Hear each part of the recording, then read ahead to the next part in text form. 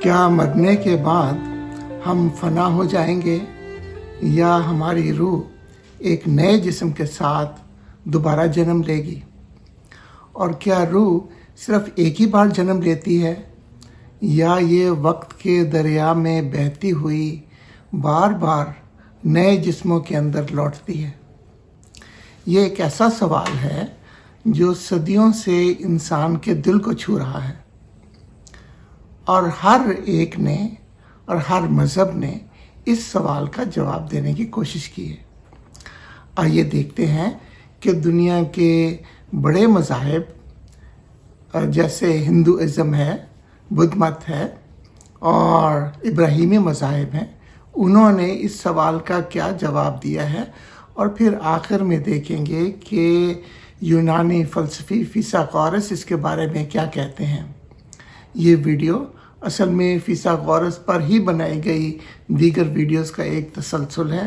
इससे पहले की वीडियोस में उनके हालात ज़िंदगी और उनके कायनात के अददी फ़लसफ़े पर बात हो चुकी है। हिंदू मज़हब में रूह या आत्मा एक मुस्तकिल शय है। वो कहते हैं कि ये न कभी पैदा होती है न कभी मरती है, ये सिर्फ लिबास बदलती है, बिल्कुल उसी तरह से जैसे एक मुसाफिर सफ़र के दौरान पुराने कपड़े बदल कर नए कपड़े पहन लेता है। इसी तरह से रूह नए जिस्म को इख्तियार कर लेती है। रूह का जिस्मों में आने और जाने को आवागमन कहते हैं। आवा का मतलब आना, गमन का मतलब जाना। आवागमन का ये चक्कर कर्म से बंधा है। कर्म का मतलब अमल। अच्छे कर्म अच्छा जन्म, बुरे कर्म बुरा जन्म। अगर किसी के अमल बहुत अच्छे हैं तो आइंदा ज़िंदगी में वो किसी अमीर घर में पैदा हो सकता है, किसी ऐसी जगह जहाँ उसको रूहानी तरक्की के ज़्यादा मौक़े मुयस्सर हो, वहाँ पैदा होगा। और अगर कोई बहुत ही बुरा आदमी है तो मुमकिन है कि अगले जन्म में वो किसी जानवर की सूरत में पैदा हो। जन्मों के इस चक्कर से निजात या मुक्ति उस सूरत में मिल सकती है अगर कोई भगवान की भक्ति से यानी भगवान की इबादत से अपनी आत्मा को रूह कायनात यानी ब्राह्मण से करीब कर ले। तब उस सूरत में उसकी आत्मा तरक्की करते करते ब्राह्मण की आत्मा से जा मिलती है, बिल्कुल ऐसे ही जैसे दरिया समंदर में जा गिरता है। हिंदू मज़हब के बरक्स बुद्धिज़्म में रूह को मुस्तकिल नहीं माना गया। वो ये कहते हैं कि यह अनासर का एक मजमुआ है जो मौत के साथ ही बिखर जाता है।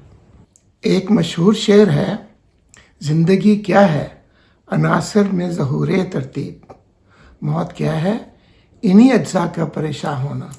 तो बुद्धिज़्म में ये 5 अनासर का मजमुआ है जो कि जब यकजा हो जाता है तो ज़िंदगी तरतीब में आ जाती है और मौत के साथ ये बिखर जाते हैं। ये 5 अनासर हैं जिस्म, एहसास, इदराक, ख़यालात, शऊर। जब ये मिल जाते हैं तो ज़िंदगी वजूद में आ जाती है। मौत के बाद जब ये अनासर बिखर जाते हैं तो इंसान के आमाल या उसके कर्मों की तवानाई इन्हीं अनासर को एक नए जिस्म में तरतीब दे देती है।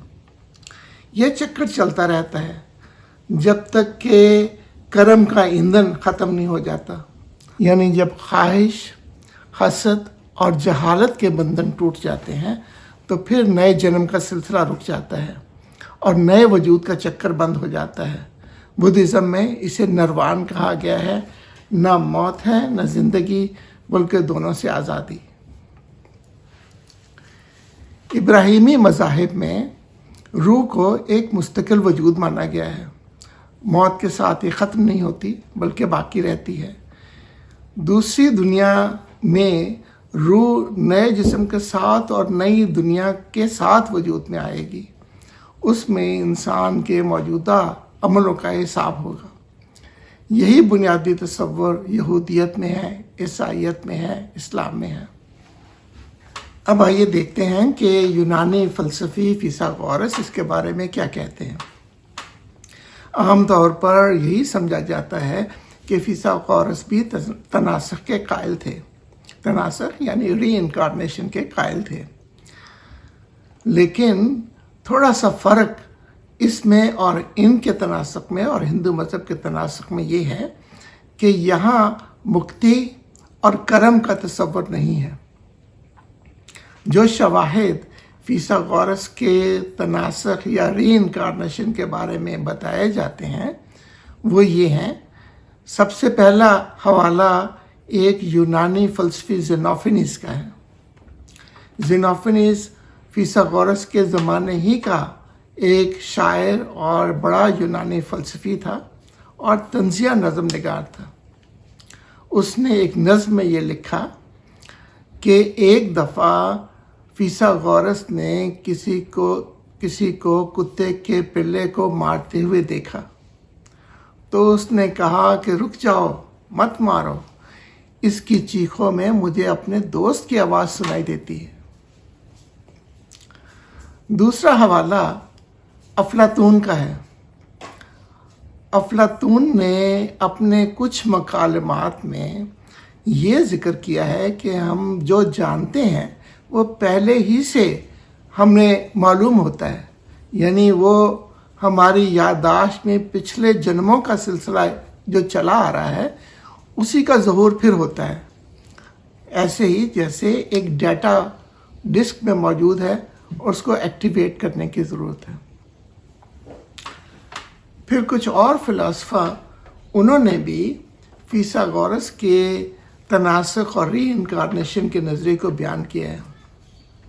ڈائیوجینس لیریشیس نے لکھا ہے کہ فیثاغورس کا کہنا یہ تھا کہ میں اس جنم سے پہلے 4 مختلف جنموں میں دنیا میں آ چکا ہوں۔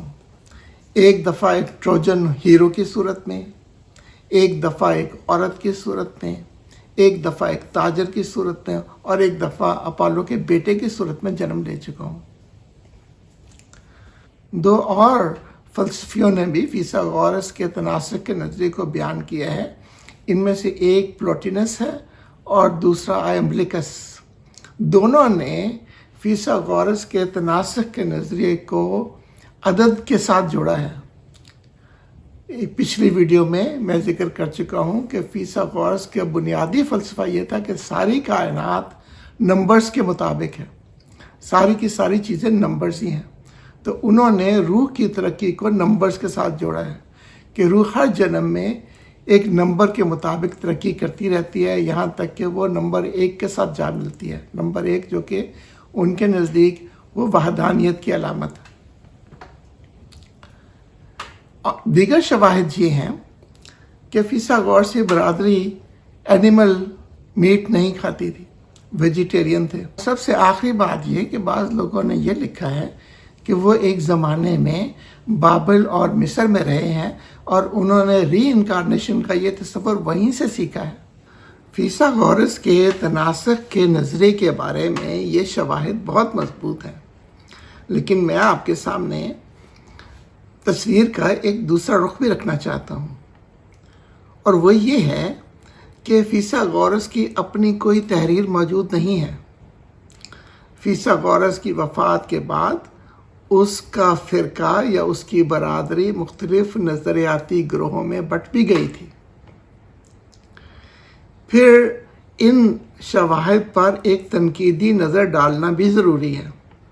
مثال کے طور پر یہ جو کہا جاتا ہے کہ فیثاغورس بابل اور مصر میں رہے اور وہیں سے انہوں نے ری انکارنیشن کا تصور اخذ کیا، اس کا کوئی ثبوت نہیں ہے کہ وہ کبھی بابل اور مصر بھی گئے تھے۔ یہ محض قیاس آرائی ہے۔ اسی طرح سے ڈائیوجینس لیریشیس اور پلوٹینس اور ایمبلیکس کا زمانہ فیثاغورس کے 700-800 سال کے بعد کا ہے، اور یہ ممکن ہے کہ اس زمانے میں جو کہانیاں بن چکی تھیں اور جو زبان زد عام ہو چکی تھیں انہوں نے انہیں کو بیان کیا ہو اور وہ حقیقی فیثاغورس کے خیالات نہ ہوں۔ افلاطون نے جو اپنے نظریہ علم کے سلسلے میں یہ ذکر کیا ہے کہ ہمارے اندر جو ڈیٹا موجود ہے وہ پچھلے جنموں کا ہے، وہ اس کے اپنے نظریہ علم کے مطابق ہے۔